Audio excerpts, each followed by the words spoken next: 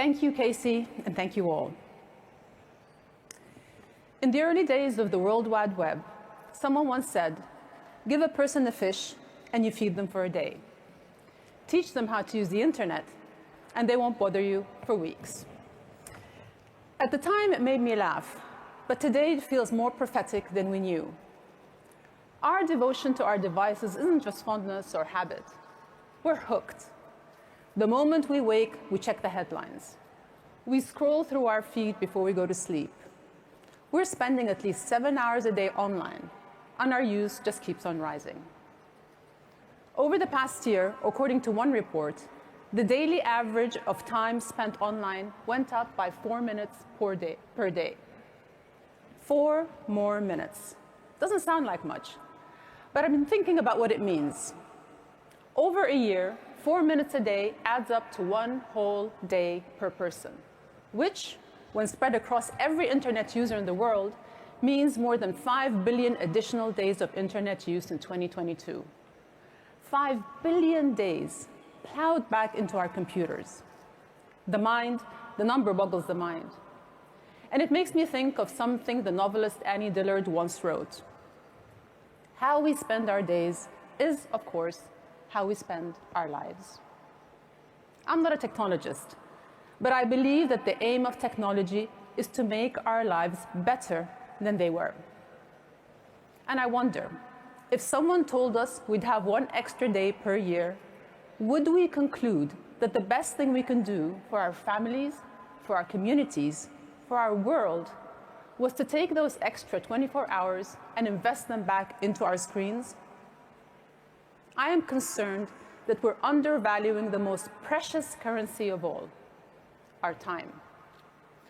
I am concerned that even as virtual reality improves by the day, we're neglecting the needs of our actual reality, and our mental health is suffering too. So I want us to think symbolically about how to reclaim those 4 minutes. I'd like to propose 4 steps we can take to invest those minutes wisely. Because the way I see it, for all the excitement surrounding emerging technologies, when you consider the challenges facing us in our fast-paced, complex world, from climate change to conflict, infectious disease, political polarization, and more, the real progress we need is not better machines, but for all of us to be better humans. In May, for example, the UN Refugee Agency shared a milestone it called staggering. The number of forcibly displaced people had passed 100 million. Those numbers may seem too overwhelming to grasp, but they aren't numbers. They are people like us, people with hopes and worries and dreams and families they love. In 2017, I visited the camp in Bangladesh where hundreds of thousands of Rohingya Muslims had fled genocide in Myanmar. Genocide aggravated by hate speech online. One image I'll never be able to forget was a skinny little boy, legs out, barefoot, sitting on the ground, hunched over at the waist. In his mouth was a plastic straw. He was trying to drink water from the mud. As you may know, UNHCR is the agency that cares for refugees worldwide. Their entire budget for this year is about $10 billion. Meanwhile, Meta's revenue for just the first quarter was nearly 3 times that amount. Is that the right allocation of resources? As a human family, our priorities are skewed if we are valuing VR, Instagram, and likes over the life of a refugee child. And it isn't just that child's life that is diminished, but our own lives as well. In our interconnected world, where we cannot shield ourselves from others' suffering, our community, our village, and our neighborhood have grown, whether we wanted them to or not. And we need to be looking out for one another if we want peace and stability for ourselves. That's why I believe we should invest our first minute toward mobilizing collective compassion, and not in a selective or sporadic way, but as a matter of practice. It's time to upgrade our own operating system as a human family, starting from the conviction that every human being has equal worth. The world's response to the crisis in Ukraine, where more than 7.2 million people have fled violence since the end of February, has shown us that we can do so much when our hearts are joined as one. And yet, it's hard to ignore the difference in generosity, tone, and urgency between the welcome extended to Ukrainian refugees and those fleeing devastation in countries like Syria, South Sudan, or Myanmar.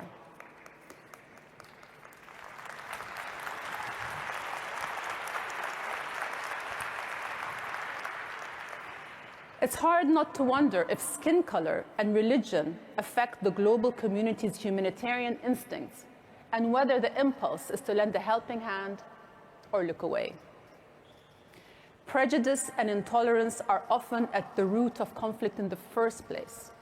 Addressing that prejudice isn't an algorithm's job.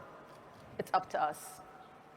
If we can't overcome our inherent biases, how can we hope to create AI that doesn't have bias baked in?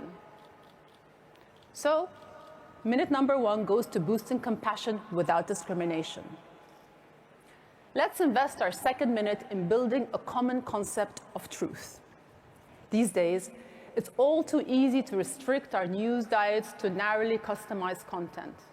Content that feeds what we already think, that confirms what we already believe, and that reinforces instead of challenges the assumptions we already hold. But when we limit our exposure this way, we limit our perspective, which undermines our openness to inquiry and debate. Like the old joke goes, my mind is made up, don't confuse me with the facts. Yet, if we are not willing to contemplate facts that contradict our own opinions, how will we make sound decisions for ourselves, for our families, for our governance?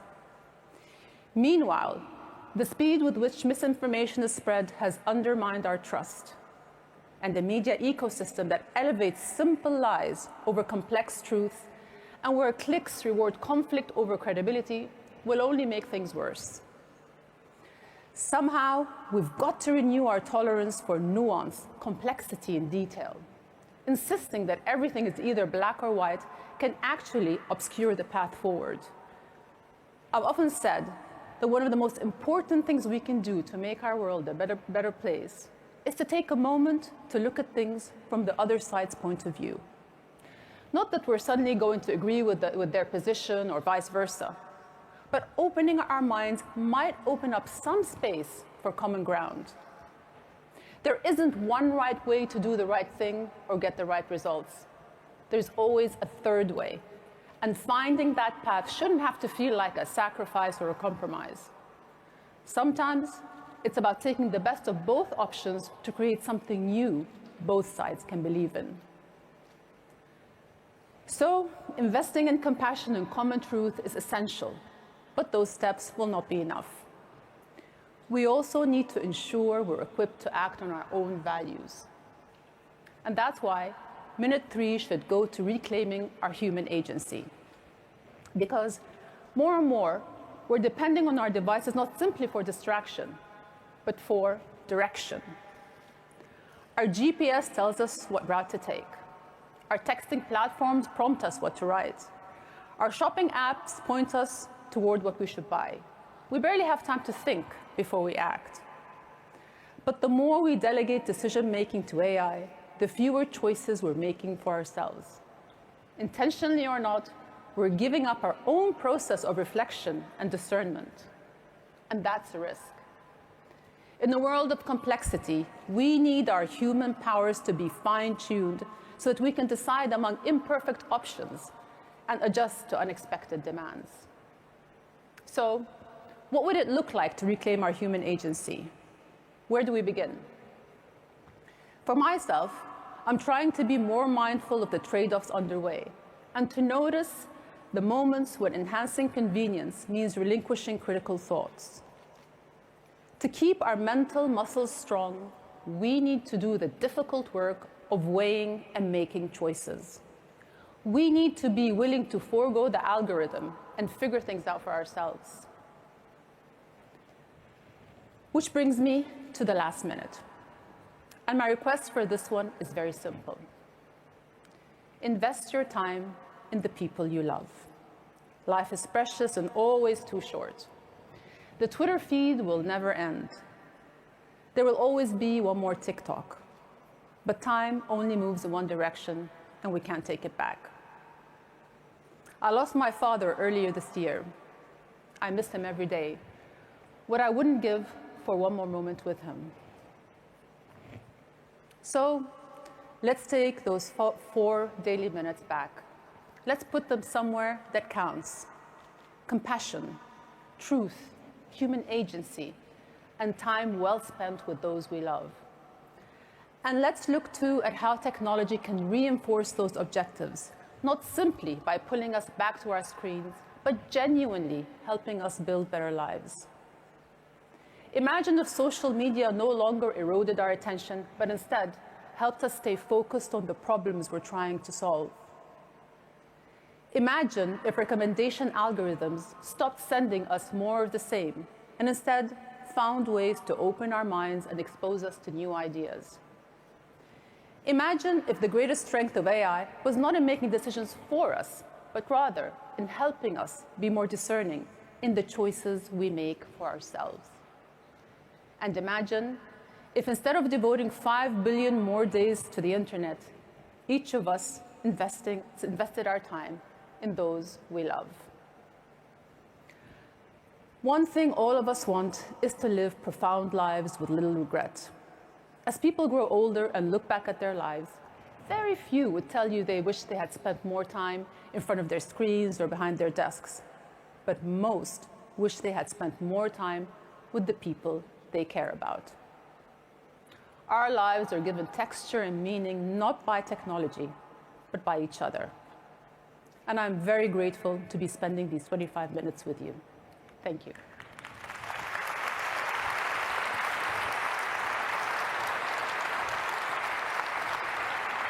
Please welcome to the stage Frederick Clayton of CNN.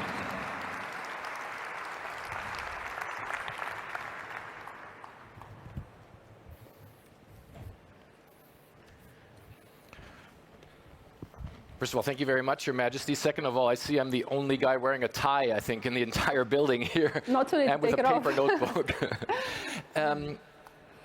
We're going to have a quick chat about what Her Majesty said, because I think it's very important, and I think it's something that moves all of us forward. But there's 3 things in our fireside chat before we get going that I want to sort of make the foundation of things. First of all, Her Majesty Queen Rania is the real deal. Among any correspondent who goes to war or anywhere else, I've been to every war, and she's been there first. And she's been on the ground. She goes where it hurts and where people are hurting, and that's why everything that she says we take very seriously. Second of all,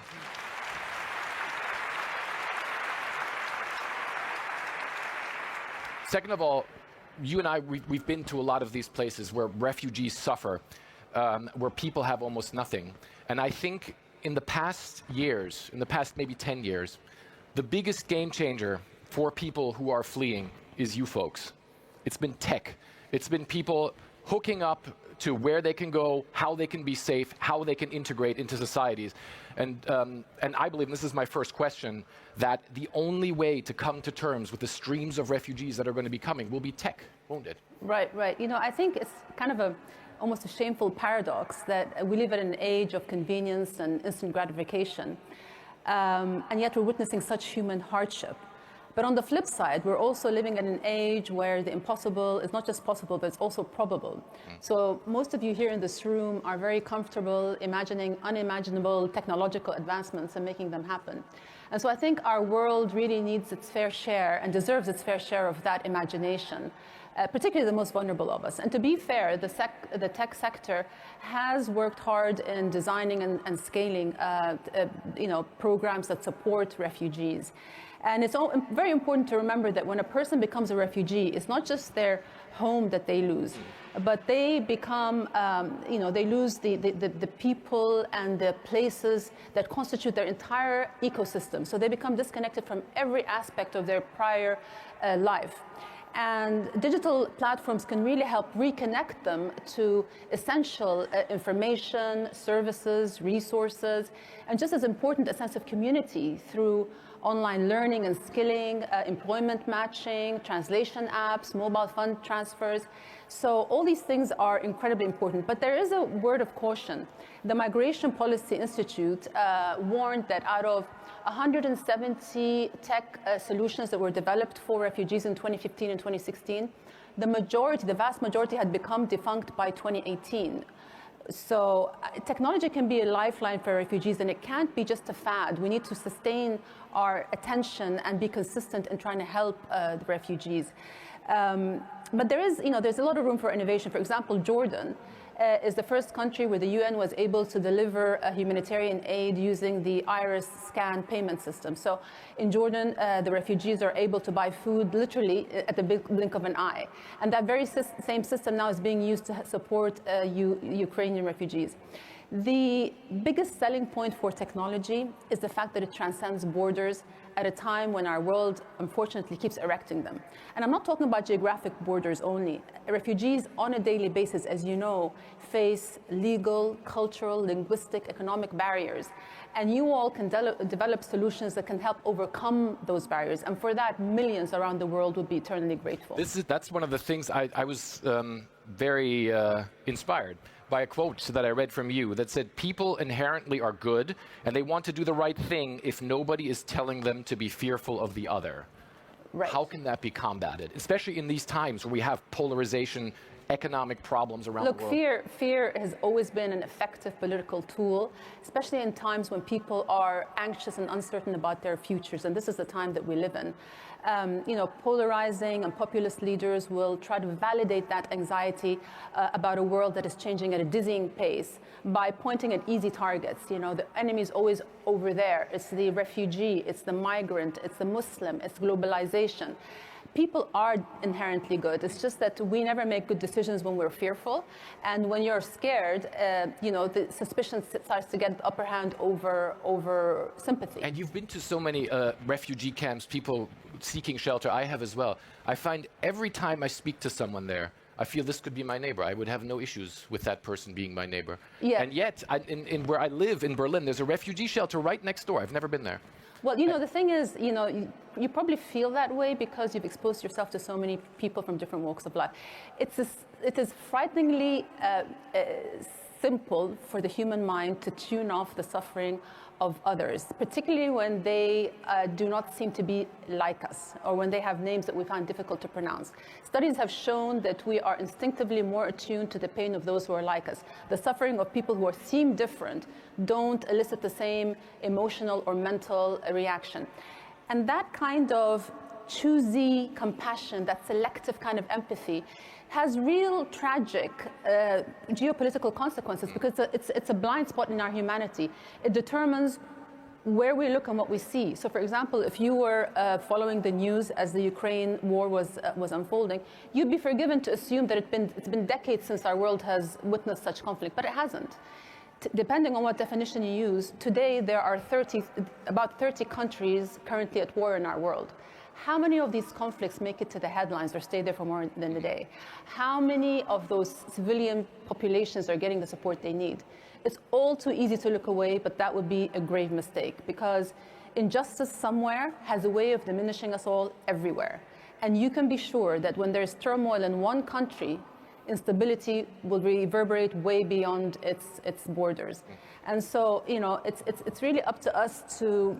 We can't be responsible, in a sense, for our subconscious bias, but we are held liable when we allow these biases to dictate policy. The good news is that compassion isn't a finite resource. It's a muscle. The more you exercise it, the stronger it gets. And I think, it takes an effort, a conscious effort for us to overcome our implicit biases, but it is possible to turn selective empathy into universal empathy. Like I said, when you expose yourself to people from different walks of life, it becomes easier for you to put yourself in their shoes. So a lot of that is communicating with folks to try and alleviate those biases. Because I mean, one of the things that we can't rely on in this is politicians. We have to do it ourselves, right? We absolutely have to do it ourselves, and I think we all have to challenge ourselves. I mean, I personally, make an effort, throughout my adult life to not judge or make assumptions about others. And, as I said, it's more about getting out of your comfort zone. One thing I've learned is that we make assumptions about ourselves just as much as we make assumptions about other people. The narratives and the labels we assign to others, we do it to ourselves. And we constantly reinforce it by an internal dialogue that constantly is telling you, I am this, I am not that. I like this, I don't like that. I'm good at this, I'm bad at that. But, those kinds of assumptions that we make about ourselves end up becoming barriers that hold us back and that limit the space in which we move and the choices we make. So we constantly have to explore and expand the edges of our comfort zone, because it's only when you step out of your comfort zone that you really feel alive and exhilarated. And so, you have to challenge yourself to go to people that you may not think you would get along with, or to go to places, or to lend a helping hand, even though that's not the field in which you work in, because that's where you will come to life, and that's where you will grow and feel exhilarated. And for you guys to help us make those connections. And I think it's interesting that all this is happening in Europe, a lot of it is happening in Europe, where you have aging societies that would actually benefit from skilled people who come here, who need young people to come here. Right. I think as, our world has to move beyond trying to control the movement of people into trying to figure out how to manage it, because I think it's just part of our world, and more refugee crises are in the horizon as our world continues to heat up. As the climate issue is going to probably displace upwards of 200 million people by 2050. And there still isn't a single organization in our world that's overseeing the movement of people globally, and that needs to change. We need to have a unified vision and a policy as to how to deal with the movement of people, because it's part of our world, and we need to figure out ways of how to deal with it. Obviously, if we could avert these crises in the first place, that would be great. But climate change, unfortunately, too many policies remain unimplemented. Too many pledges remain on paper. It's easy to convene in conferences and come up with great wish lists, but until we come up with binding to-do lists that include a reduction of greenhouse emissions, et cetera, and then we're going to continue to face massive refugee crises in the future. And finally, we're running out of time, but I could do this for another hour or two. Since we are at this very important summit, the fact of the matter is there's not going to be more money for refugees, most probably. The institutions are the same. How important is tech in trying to maximize the funds that are there and trying to maximize the effort that is there and really help refugees to get going in the countries that they go to? Well, just like in other aspects of our world, the tech has given us new tools that did not exist in the past. So a refugee's life can be multiple times better than 10, 15 years ago because of some of the emerging technologies and solutions that are coming out to make their lives better. So as I said, tech does transcend borders, and also it can be easily scaled. And it's easy to come up with a solution that helps 50 people, but it's the solutions that you want that can help millions of people that really make the transformation that we were looking for. So I think tech has the possibility to change the whole experience for refugees, to really help governments in dealing with the refugees, because governments will adopt these technologies. But like I said before, it's important for the investment to be sustained. It can't be a fad, We can't just, because what happens sometimes is when there's a crisis and there's an influx of refugees, the world's attention is focused on them. But that seems to last for a very short period of time before people move on to the next thing. And so people may, dip their toes in it, but it's not enough. You need to be there for the long term, because it's what happens to refugees over the long term that really determines the trajectory of their lives. It's not the initial aid that comes in, although that's important to keep them alive. Food, medicine, shelter is very important, but then what quality of life will they have afterwards? And the average time that a refugee spends in another country is above 30 years. Yeah. So it's a long-term issue. Queen Rania Al Abdas, thank you so much for coming and speaking to us. Thank you very much. Pleasure.